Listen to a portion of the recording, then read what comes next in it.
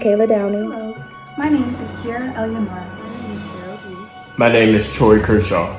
My name is Caitlin Johnson. My name is Nasir Porter. Good morning, America. My name is Elena Harrington, and we're here this morning to inform the African American community on how united we just are not. In times of repression, all we have is each other. And how can we depend, educate, and follow one another if we're uncertain of our own truths? Today, we will look at some interview responses, based questions connecting Africa with African Americans on the premise of understanding the disconnect of the African American community and African natives. You raised to think about Africa? I was raised to think about Africa as in that is where we as African Americans originated from. Do you feel Africans are separate from African Americans? I do feel like we have separate cultures, I would say. I mean, they're similar in some ways, but they probably do certain things differently than we do. Do you think Africa is home for African Americans? Explain your answer. It as home as reference to like where we originated from, but as far as like born and raised home, I wouldn't say that. Okay. What does freedom mean to you? Freedom means that you're able to express yourself in different ways, have your own opinions. Just basically, you're free to do or say like basically whatever you want to say, things like that. Do you feel free as an African American? Why or why not? Yes, I feel free. In reference to back in the day, I didn't have freedom. Well, African Americans didn't have freedom to, read, write, things like that. But now we are able to be free. But there's still individuals who are treating us as if we're not equal. Who is your African American hero and why?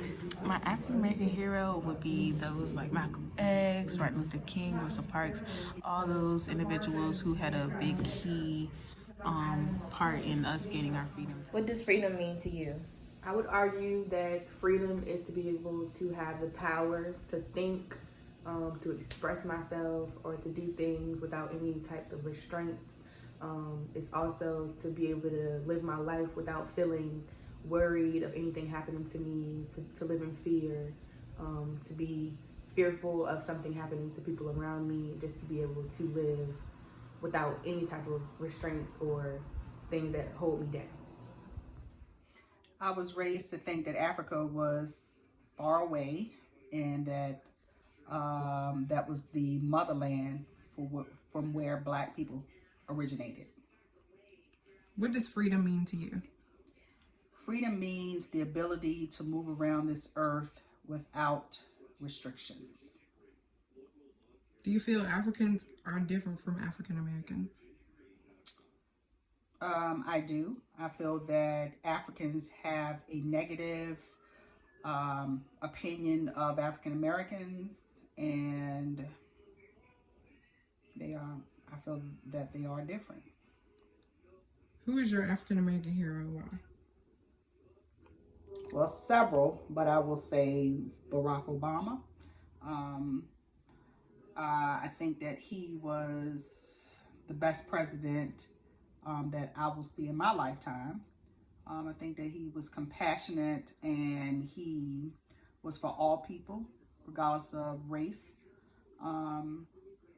And he had everyone's best interest at heart, unlike the current administration. And the third question is, do you think Africa is home for African Americans? Yes. And why is that? Because I know that at least in South Africa, Johannesburg, they actually are very welcoming and inviting to us. Okay. How were you raised to think about Africa? I was raised to think about Africa because that's where my ancestors were from, and to remember the culture that they had before they came over here, to never let that die, to always just remember where I came from and who, like the past of what happened in Africa. Okay. Do you feel Africans are separate from African Americans? Yes, I do, because Africans are obviously born in Africa, African Americans are born in America, and I feel like that's a big difference, but I also feel like Africans are straight African Americans. We're mixed with so many different other races. We're black and white, black and Indians. We're mixed with so many different things. You're not completely African, so I feel like you don't have the same background you would have if you was African opposed to African American. Do you think Africa is home for African Americans? I do not. African America's home is the United States. Africa's home is Africa. So why do you think we can't call? Why do you think African Americans can't call Africa home? Because first I think it's disrespectful to Africans because they are actually from Africa, so they've been over there. They lived up and grew up in that environment. While, like I said earlier, we are here as African Americans, but we're mixed with other different things such as white, black, and like we're not born in Africa and don't share the same cultural backgrounds that a lot of them have, and a lot of things that are shared over there. Okay. Argue that racism played a prominent role in the dynamic of social distance between Africans and African Americans. An emphasis is placed on internalized racism as a variable in the divide that keeps these two groups practically apart. Research indicates that in spite of their common ancestry, Africans and African Americans remain separated by myths, misperceptions, and negative stereotypes. Other factors include inaccurate portrayals in the media, misrepresentation of the continent itself and history, as well as absence of authentic and historically relevant research in psychology, sociology, and biology.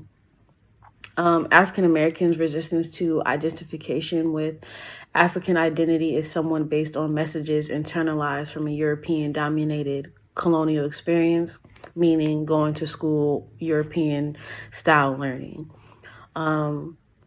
That has been sustained over time, and by idealizing what you learn in school, you kind of separate, I'm not African, I'm African American. You know, in America, some people don't even identify as being African American, they identify as being black. But the thing about it is, it's a very big disconnect because the history and knowledge is not there. We would argue that Africans do not respect African Americans because we allowed the Europeans to economically hinder us by cutting off all of our economic power. In the 40s and 50s, a lot of men were taking care of their families through steel mill factory jobs. And as the jobs started to vanish, a lot of African American families were not prepared, specifically men, which then created welfare. And women could only qualify for welfare if black men were not present in the household.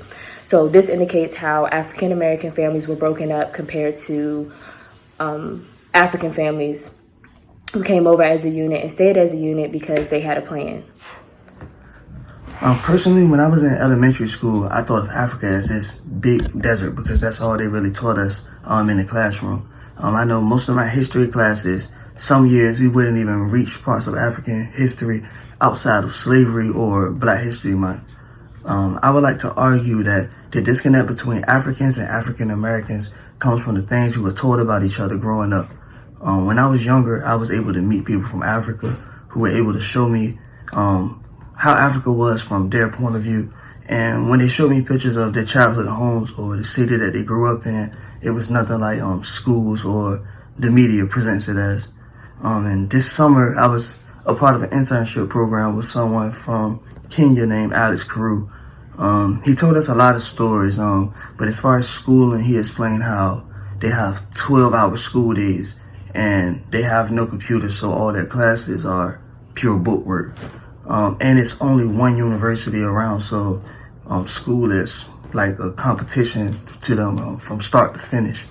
And through his stories, I realized that his childhood was completely different than mine, but he was no different than me as a person. So I feel like the disconnect is really only circumstantial. We would argue the cultural division between African Americans and Africans is not a hard miss. There are certain stereotypes across both groups that hinder the unity of peace amongst the two. Words like African booty scratcher, uncivilized, poor, unclean, and phrases like they think they're better than us are all metaphors that I have heard to describe Africans by some, not all, African Americans. In conclusion, there are African Americans and Africans that do not hold negative beliefs about one another. There are those that embrace the Pan-African perspective that believes in the unity of Africans on the continent and throughout the diasporas, which is critical for the progression of the African community. There is a lot of division within the African descendants. There is a lot of division within African descendants, and there is a lot to be learned about each group. These differences should not hinder the progression and unification of the community. There are solutions to this division, which require dialogue between the two groups. A conscious effort to learn about each other's history before and after slavery and colonization, and a willingness to gain more understanding. If the steps are taken, the dream of Pan-Africanism can be actualized. We would argue that the cultural barriers and the social and economic differences separating Africans and African Americans is sometimes a cause of hostility and a misunderstanding between the two. Sharing the common physical traits such as our skin color does not ensure economic and unity between African immigrants and African Americans. Tensions between the two have risen throughout the years and even in today's society. We can all agree that race is a social construct and shouldn't be defined by anyone. If we use the term black, we're doing ourselves a disservice because black is only identified with our skin color, not the connections we use and how we are as people.